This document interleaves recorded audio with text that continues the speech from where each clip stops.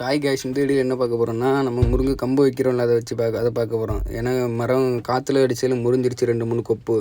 அதில் யாருக்குன்னா வச்ச மரம் தழுக்கலையா, அதனால சரி அது தழுத்திருந்த மாதிரி தான் இருந்துச்சு. வெளியே பார்க்கும்போது பச்சை பச்சைன்னு செடி இலைலாம் விட்டுருந்துச்சு. ஏன்னா கீழே அழுகி போயிடுச்சு, தண்ணி ரொம்ப பாஞ்சதால்.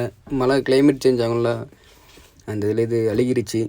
ஆனால் வெளியே பார்க்கும்போது நல்ல பச்சை கம்பு மாதிரி தான், நல்ல தழுத்து தான் இருந்துச்சு. அதனால் அது ஆகாது. ஆனால் தழுத்து இருந்துச்சுன்னா கீழே அழுகிருச்சு இல்லை, அதனால் வேறு கம்பு காற்றுல முறிஞ்ச கம்பு இருந்துச்சு. அதனால் அதை வெட்டி வைப்போம் அப்படின்ட்டு அதில் வெட்டி வைக்க ஆரம்பிச்சாச்சு. வெட்டி வைக்கிறதுமே நல்ல சைஸாக வெட்டி வச்சுருந்தா வேர் போடுறதுக்கு ஈஸியாக இருக்கும். ஆனால் இப்படி இந்த இது இருக்குது பற்றில, இந்த இடத்துல இப்படி இந்த இடத்துல தான் வேர் போடும் கரெக்டாக. அதுக்கடிட்டு வேர் நம்ம சைஸாக வெட்டி வச்சுன்னா நல்லா வேர் வர்றதுக்கு நல்லா ஃப்ரீயாக இருக்கும். அதுக்கடிட்டு வேர் போடுறதுக்கு அதை விட்டு வச்சிடும். அதனால கிடங்கு தோண்டி போட்டாச்சியாக இருக்குன்னு, அதனால் அந்த கிடங்குல வச்சு முக்கியாச்சு. அதில் டக்குன்னு 5-6 கம்பு இருந்துச்சு. அதனால அந்த இது 5-6 குழி பாடு போய் தான் இருந்துச்சு. பாடுன்னா மரம் தழுக்காமல் இருந்துச்சு. அந்த இதுக்கெல்லாம் வச்சாச்சு. வச்சு நல்லா மிதிச்சு விடணும், மூட்டுக்குள்ள மட்டும் மிதிச்சு விட்டாச்சுன்னா தான் நமக்கு அது வேறு காற்று போகாமல் இருக்கும்ல, வேறு போட கொஞ்சம் நல்லாயிருக்கும். காற்று போச்சுன்னா காஞ்சிரும் மரம், கம்பு காஞ்சிரும். அது கழிச்சிட்டு காற்று போக நல்லா மிதிச்சு விட்டுட்டு அடுத்து இன்னும் 2-3 குழிக்கிட்ட வைக்காம தான் இருந்துச்சு. அதனால் அந்த குழிக்கும் வைக்கணும் அப்படின்ட்டு அந்த குழி வைக்க ஆரம்பிச்சிட்டோம். அந்த வீடியோ வச்சு முடிச்சாச்சு.